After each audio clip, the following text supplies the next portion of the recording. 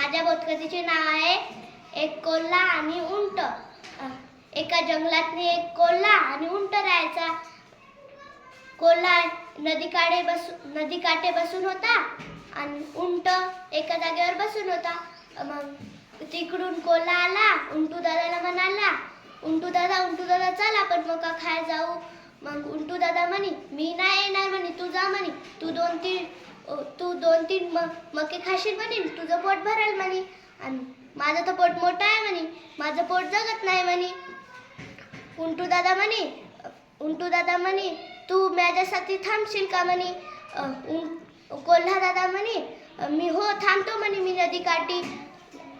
मग ते गेले दोघं आणि मके खायले. मग कोल्ह्याने 2-4 मके खाल्ले आणि त्याचं पोट भरलं, उंटचं काय भरलंच नाही.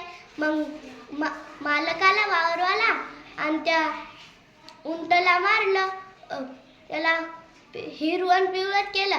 मग ते गेलं तिकडं कोल्हा दादाकडं आणि कोल्हू दादाला म्हणाला तुला मला मार खाऊ घातला, आता मी तुला नाही नेला नदीच्या काठीशी. मग ते म्हणे कोल्हा म्हणाला मला माफ कर, मी असं कधी नाही करणार. उंटनं माफ केलंच नाही. आणि ते मग कोल्हा उंटाच्या पाठीवर बसला आणि गेले ते, आणि उंटनं त्याला अर्ध्या रस्त्यात फेकून दिलं नदीत.